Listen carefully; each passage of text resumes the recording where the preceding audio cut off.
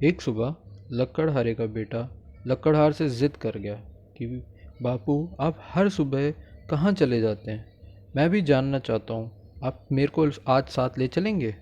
तो लकड़हार भी उसको साथ ले गया जंगल की तरफ, जैसे कि वो हर रोज़ जाया करता था। पिता को लकड़ी काटते देख बच्चे के मन में भी ये भाव उठा कि उसे अपने पिता की मदद करनी चाहिए और अपने पिता की तरह ही लकड़ी काटनी चाहिए।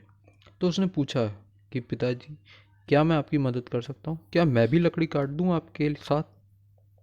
तो पिता ने समझाया कि बेटा ये बहुत मेहनत का काम है, शायद तुम अभी इसके लायक नहीं हो। लेकिन बेटा ज़िद पे अड़ा रहा, तो पिता ने भी बोला कि तुम्हारे पास जो कुछ भी है सब कुछ झोंक देना, लेकिन मेरे को गलत साबित करके इस लकड़ी को काट के ही दिखा दो।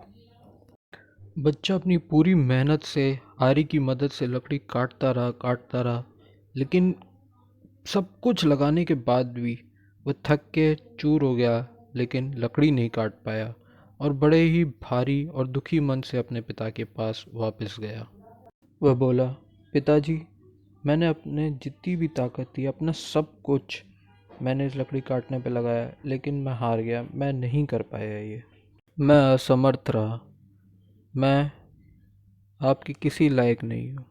बेटे को भावुक होते पिता ने अपने बेटे को समझाया, तुमने अभी सब कुछ लगाया ही कहाँ? तुमने मेरे से तो मदद मांगी ही नहीं। क्या मैं तुम्हारे सब कुछ में नहीं आता हूँ? पिता की यह बात सुनकर बेटे को समझ में आया कि वह भले ही बहुत कुछ कर सकता है, लेकिन सब कुछ करने के लिए उसको सिर्फ अपनी नहीं, अपने आसपास के लोगों की भी मदद चाहिए। और दोनों पिता और बेटे की जोड़ी लग गई लकड़ी काटने में और काट के ही दिखाई। इसी कहानी की तरह हमारी ज़िंदगी में भी ऐसे कई पल आएंगे जहाँ पे हम असमर्थ अपने को महसूस करेंगे, लेकिन याद रखिएगा आपके पास हमेशा कोई ना कोई होगा, आपको बस मदद मांगनी है। जैसे एक छोटा बच्चा खुद नहीं चल पाता, उसको अपने माँ बाप की मदद चाहिए। इसका मतलब ये नहीं हुआ कि बच्चा असमर्थ है चलने में, इसका मतलब ये हुआ कि अभी वो तक काबिल नहीं है, लेकिन जब वो काबिल हो जाएगा तो वो चल भी लेगा, लेकिन तब तक तो उसको सहारा चाहिए ही।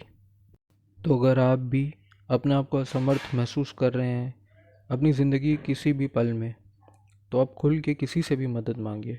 मदद मांगने में कोई हर्ज नहीं है। और आपको अगर कोई नहीं मिलता तो मैं हूँ, मेरे को कॉल करिए।